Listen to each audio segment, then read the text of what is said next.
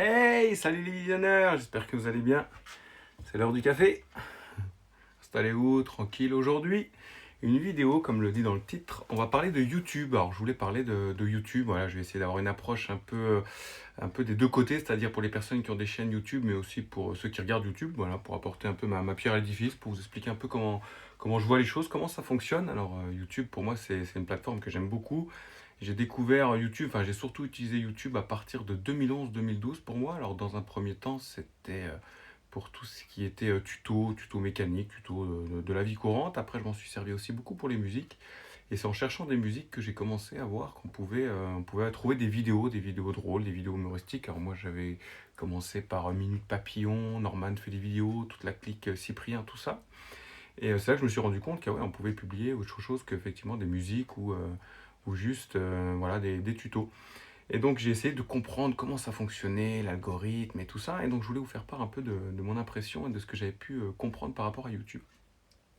Alors je sais que déjà il y a deux choses qui sont différentes de YouTube d'aujourd'hui maintenant. C'est qu'à l'époque il y avait très très peu de contenu. J'ai eu la chance de connaître je sais pas comment dire, cette idée. C'est-à-dire que moi j'ai fait des vidéos sur la vie en camping-car. Je me rappelle très bien qu'à l'époque il y avait moins de 10 chaînes qui parlaient du sujet.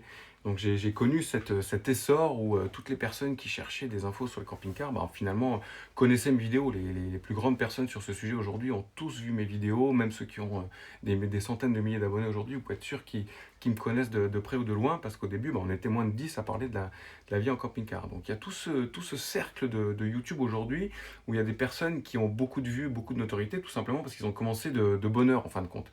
Et aujourd'hui, c'est beaucoup plus difficile de faire exploser une chaîne. Regardez voir, vous verrez que principalement toutes les chaînes que vous connaissez existent depuis maintenant 10 ans. C'est très difficile de faire exploser une nouvelle chaîne en fin de compte. Et puis en plus, je me rends compte qu'aujourd'hui, bah, les youtubeurs connus ont beaucoup plus de budget, ils peuvent faire des choses de fou, des montages de fou, donc c'est très compliqué aujourd'hui d'avoir une chance de percer sur YouTube si on n'a pas quelque chose d'extraordinaire, quoi. Si on n'a pas énormément d'argent pour montrer quelque chose qu'on ne trouve pas ailleurs, ou si on ne fait pas le gogol ou l'intéressant, ou qu'on casse pas le truc, pour moi ça paraît compliqué de se créer une place sur YouTube. Voilà.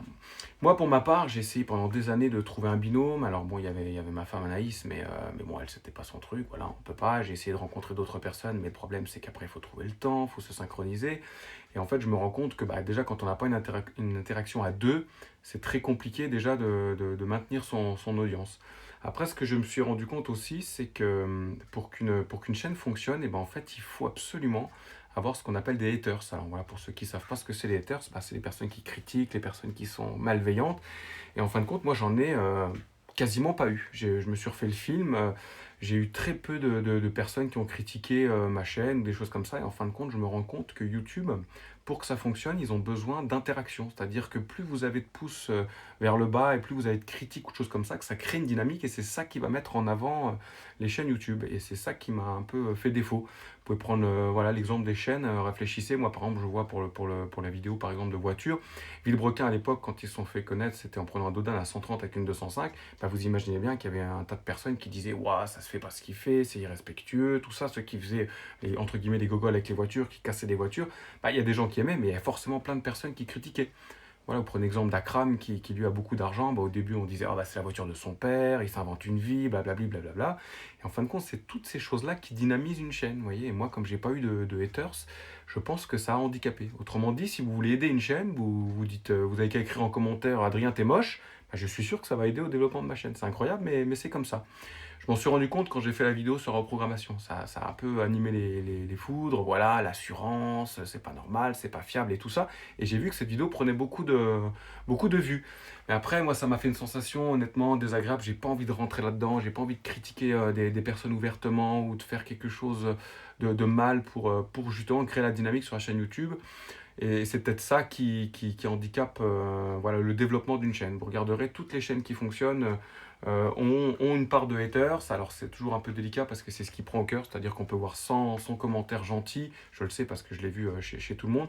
On passe, on est content, c'est de la joie. Et dès qu'il y a un commentaire méchant, paf, on est là, on regarde, on se dit, oh là, le salaud, et on s'attarde dessus. Donc ça prend au cœur, c'est assez des fois difficile. Mais quelque part, c'est ce qui fait vivre la chaîne. Aucune chaîne, à ma connaissance, ne s'est développée sans avoir des critiques là-dessus. Moi, je voudrais passer un message, si vous avez des personnes autour de vous qui pensent que c'est encore possible ou qui souhaiteraient devenir influenceurs. J'ai entendu ça notamment à l'école, chez les jeunes et tout ça.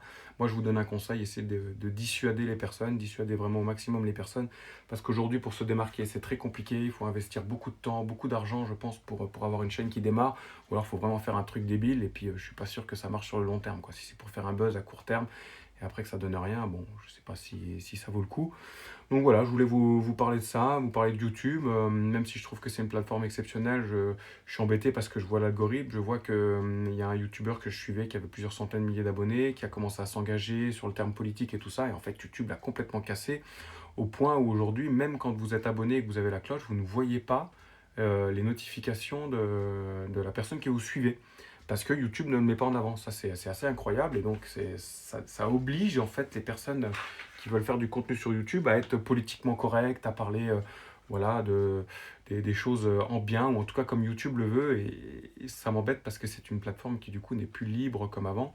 Et toute personne qui veut se développer est obligée de tenir compte de ça. Et comme moi je l'ai dit, j'ai jamais eu un centime, donc j'ai jamais voulu faire ça. Donc moi je vous le dis, si vous voulez vous lancer sur YouTube, faites très attention parce qu'au début on ouvre une chaîne, on reçoit des messages positifs, ça fait du bien, on a envie de continuer, on investit, puis en fin de compte on se rend compte que des merci, on en a plein les poches, mais c'est pas ça non seulement qui apporte de l'argent, et puis c'est pas ça non plus qui va apporter une relation sociale dans la vraie vie en fin de compte. Donc tout ça c'est illusion, j'ai vu depuis que je regarde de YouTube depuis plus de 10 ans, j'ai vu des personnes qui ont baissé les bras, qui ont lâché l'affaire. Moi, comme j'ai dit, je l'avais fait dans un premier temps pour me créer des souvenirs. Après, je l'avais fait pour développer mon activité professionnelle et je constate même, moi, sur ma chaîne YouTube, je pense avoir, comment dire, j'ai fait moins de ventes, j'ai fait une moins bonne, j'ai fait des moins bonnes ventes sur ma chaîne YouTube que mes partenaires. C'est-à-dire que quand mes partenaires parlaient de moi sur YouTube, j'avais beaucoup plus de ventes que même moi quand je faisais mes présentations de Polichou, quoi. Pour vous dire, un jour, j'ai fait une vidéo où je parlais d'un produit à jante et j'avais dit à la fin de la vidéo, écoutez, je bloque quelques commandes pendant un moment et j'offrirai au tirage au sort le produit à jante. Figurez-vous que je n'ai eu absolument aucune commande, donc le produit à jante, je me le suis gardé, tant pis, parce qu'il y aurait eu une seule personne qui aurait commandé, elle aurait eu un produit à jante. Donc autrement dit, une commande avec un prix même encore en dessous du prix coûtant pour avoir des super produits.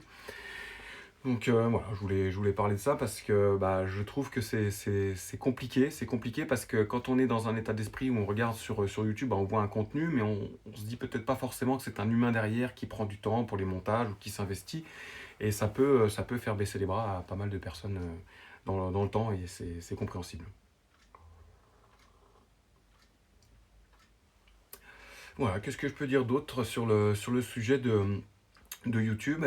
Ce que je peux dire, c'est que pour que ça fonctionne, on m'avait dit qu'il fallait prendre rendez-vous avec ses abonnés, chose que moi j'ai jamais faite. C'est-à-dire, par exemple, vous faites une vidéo tous les vendredis à 18h, et si les personnes viennent tout de suite dans les premières minutes et qu'elles sont habituées, c'est ça qui fait doper. Parce que YouTube va se baser sur, pendant la première heure ou les premières 24 heures, combien il y a d'abonnés fidèles qui vont regarder. Est-ce que par exemple vous aimez au point de regarder tout de suite la vidéo, ou alors est-ce que vous la mettez en arrière-plan en se disant je vais regarder les autres en priorité, et puis quand j'aurai le temps, quand j'ai plus rien à faire, je vais regarder telle ou telle vidéo. Ça, YouTube, il s'en rend compte, et donc ça fait toutes ces choses qu'on met en avant ou pas. Donc voilà, c'était le petit sujet, j'avais envie de me faire un petit café, j'avais une petite dizaine de minutes à tuer, donc je voulais parler de ce sujet de YouTube pour conseiller aux personnes qui regardent cette vidéo que si vous avez des personnes dans votre entourage qui veulent se lancer dans les réseaux sociaux, je vous invite à les dissuader parce que je pense qu'au bout du compte, c'est vraiment très très rare de pouvoir en vivre, de pouvoir percer. Il y en a qui mettront 10 ans pour se faire peut-être un salaire de 500 ou 800 euros et donc ça vaut pas du tout le coup. Ça vaut pas le coup selon moi d'espérer là-dessus. Il est beaucoup trop tard pour prendre le coche sur YouTube. Il y a tous des contenus dans tous les sujets. Vous pouvez avoir n'importe quel sujet de passion. Vous serez éclaté par d'autres personnes sur YouTube. Vous pouvez aimer les voitures, il y aura quelqu'un qui proposera des voitures 20 fois plus grandes. Vous pouvez aimer la pêche, il y en aura qui vous proposeront des cannes à pêche qui vaudront 20 fois ce que vous pouvez vous payer. Et donc je trouve ça complètement fou. Je trouve ça un peu dommage, mais voilà, c'est l'audimat qui fait ça. C'est la popularité, c'est comme ça que ça a été dessiné. Moi je trouve que c'est un peu dommage aujourd'hui qu'il n'y ait plus cette ouverture qu'on pouvait avoir avec YouTube avant, parce qu'il y a tellement de contenu qu'on est tous limités par le temps, on ne peut pas tout regarder tout le temps, malheureusement. c'est comme ça, donc il faut choisir et on a peut-être trop tendance à prendre ce qui est le plus connu pour se dire peut-être qu'on pourra en parler avec d'autres personnes dans la vraie vie, au lieu de favoriser des personnes qui essayent d'avoir un contenu plus intéressant ou plus engagé ou plus humain ou plus comme vous, c'est-à-dire voilà, des personnes lambda. Finalement c'est peut-être des choses qui intéressent un peu moins. Bon, c'est dommage, mais c'est comme ça. Alors voilà, moi je me dis, je fais des petites vidéos comme ça autour de mon café.